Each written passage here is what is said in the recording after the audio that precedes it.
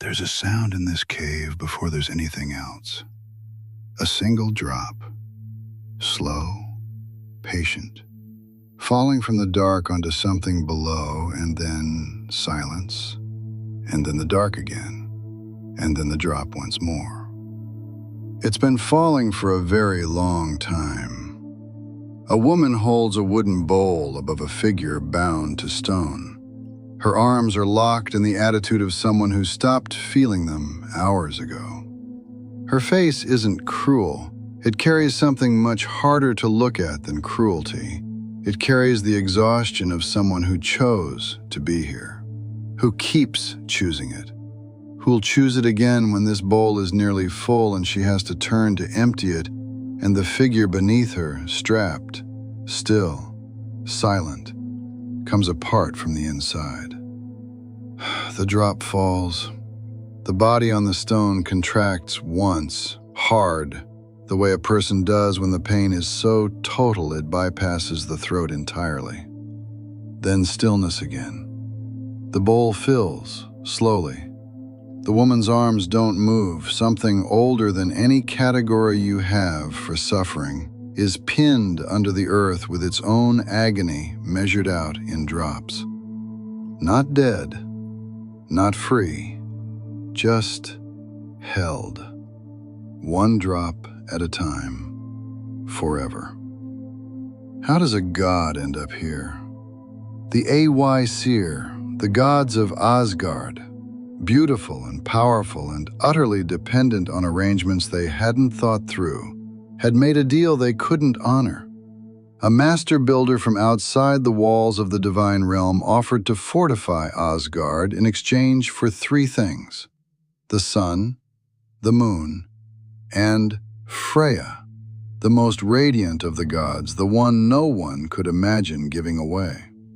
Confident the work could never be finished in time, they said yes. They were wrong. The giant and his stallion worked with a fury that bordered on supernatural, and as the deadline approached, it became clear the walls would be done, and the gods were about to lose everything they'd promised. So they called Loki. What he did next is one of the strangest things recorded in any mythology from any culture. He transformed himself into a mare and led the giant's stallion away from the worksite. Without the stallion, the builder couldn't meet his deadline. He raged. He was revealed as a giant in disguise and killed for the trespass. Asgard kept its walls. The gods kept Freya, the sun, the moon, everything. Loki returned some month later with a foal, 8-legged, born from the union he'd engineered in a freezing mountain pass. The gods named him Sleipnir, and he became Odin's horse, the swiftest creature in all the 9 realms. A marvel, a gift, paid for entirely by Loki's body and Loki's willingness to go somewhere none of the others would go. They thanked him. Then they called him again. The second time, Loki made a bet with 2 dwarf brothers whose forge could produce anything. He wagered his own head that they couldn't outwork another pair of craftsmen. In that forge, thick with heat and the percussion of hammers, the brothers began crafting what would become Mjolnir, the hammer of Thor, the god's great emblem of power. The work was extraordinary.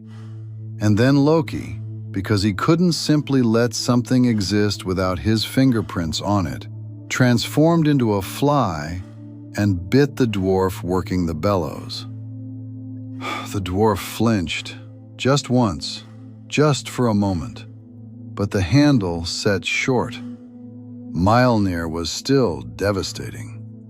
Thor received it and the thunder shook, but the handle was too short for its size, and everyone who looked at it would always know why. Loki lost the bet and nearly lost his head.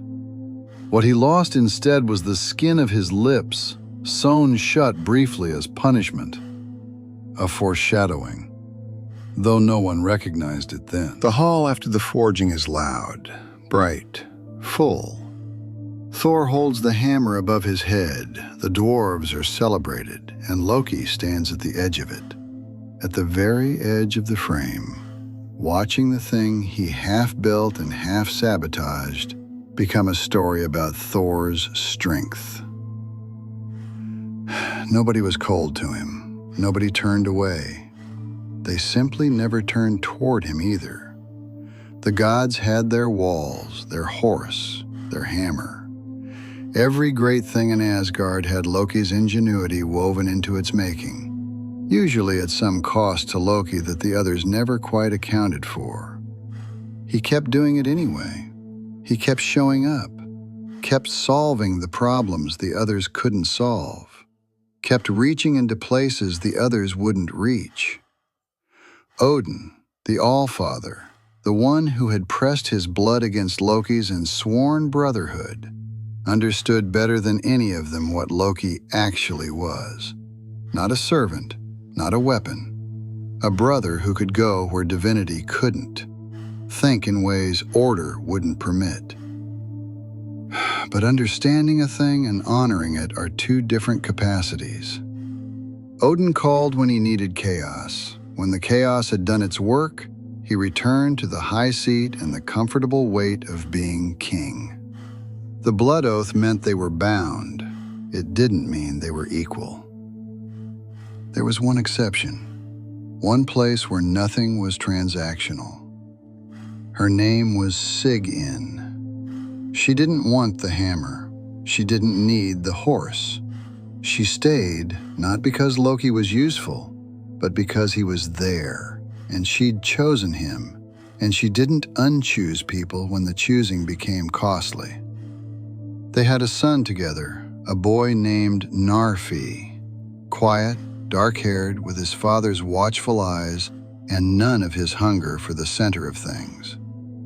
Loki, who performed for halls full of gods, was simply present with his son. No shape, no angle, just there. That boy will matter. Remember him. Baldr was Odin and Frigg's son, the golden one, the beloved. The god every other god turned toward the way a room full of people turns toward a fire. He laughed easily. He was generous without calculation. Even the stones of Asgard seemed to lean in when he passed. Frigg loved him the way mothers love the child who frightens them most. Not because he was fragile, but because the world was, and he had no capacity for suspicion. So she traveled. She visited everything that existed and extracted an oath from each of it. Iron, stone, fire, water, wood, every plant and every creature, that none of it would harm her son. One by one, the world made promises, and when she was done, the gods had a new game. They'd stand Baldr at the center of the hall and throw things at him. Spears, axes, stones. Everything turned aside. Everything slid away. It became a celebration, proof that love, applied with enough thoroughness, could make the world safe. Loki watched from the edge of that hall. He had no seat at the center. He never did. But he saw what he always saw, the architecture of a thing, where the weight was held, where the gap lived. Frigg had traveled everywhere. She'd asked everything, except one small plant growing high to the west of Valhalla, mistletoe, too young, too soft, too harmless to bother swearing in. She'd overlooked it the way you overlook a door left unlocked because the vault is so obviously impenetrable. Loki found Frigg in the form of an old woman and simply asked her, had she really gotten oaths from everything? Everything, she said. Well, she added, almost everything. There was one small plant, too insignificant to matter. What Frigg called insignificant, Loki recognized as a key. He returned to the hall carrying a dart carved from mistletoe. On the margins of the celebration stood Höðr, Baldr's own brother, blind from birth, kept to the edges of the throwing game for exactly that reason. Always present, never included. Loki stepped closer. He guided Höðr's hand, told him to join, offered the dart. Höðr threw. Baldr fell.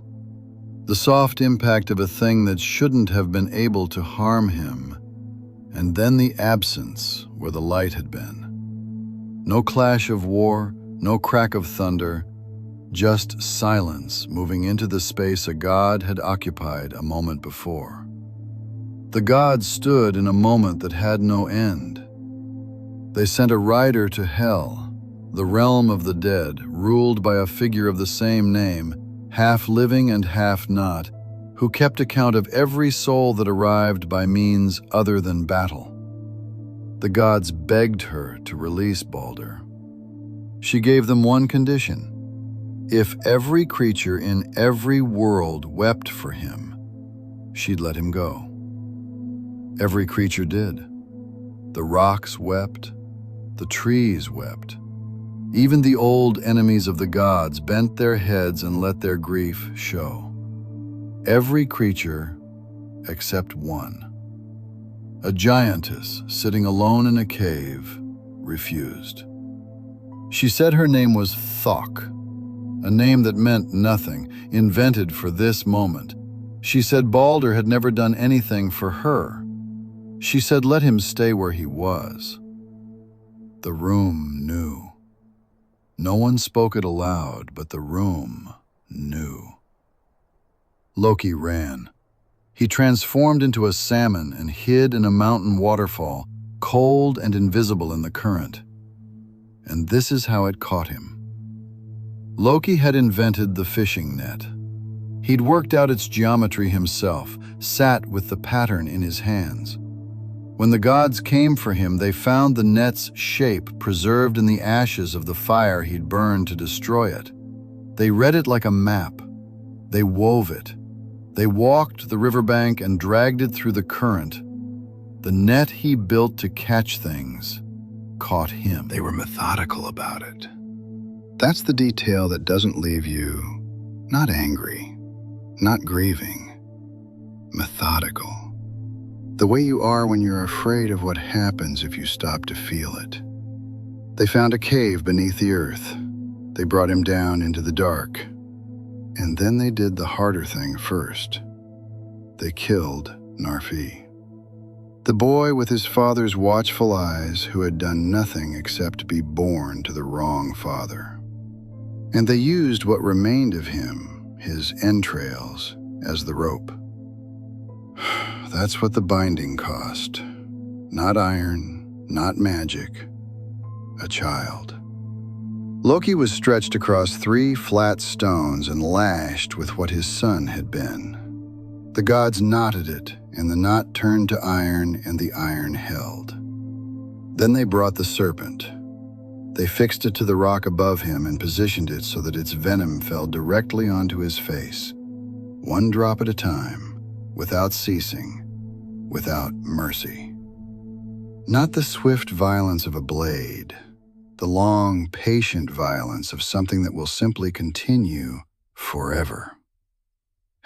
And then Sigyn came. She hadn't been summoned.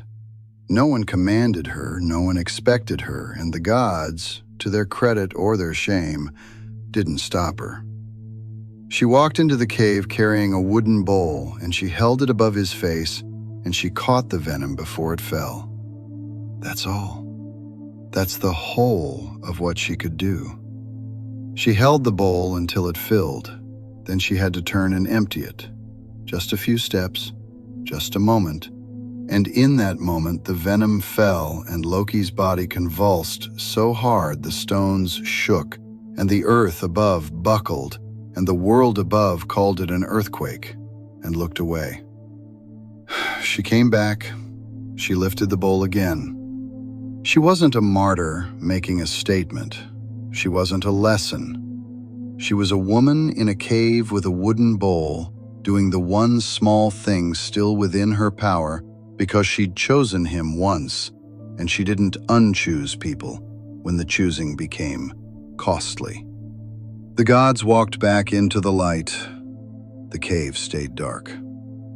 That's the ending the gods wrote. Not a battle, not a reckoning. A cave, a serpent, a bowl, and a woman whose name they would rather not think about, holding vigil over something they needed to be permanent in a place they would never return to. They got their permanence. What they didn't account for is what permanence costs when the thing you've buried isn't dead.